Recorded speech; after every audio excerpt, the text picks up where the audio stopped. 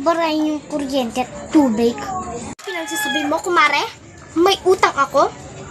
Ikaw ang kuryente at tubig. Akala mo hindi ka gumagamit?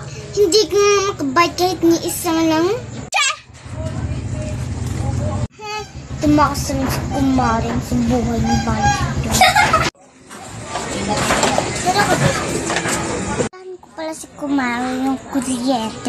Tagal mo binakabay. Yun, tatago naman yun.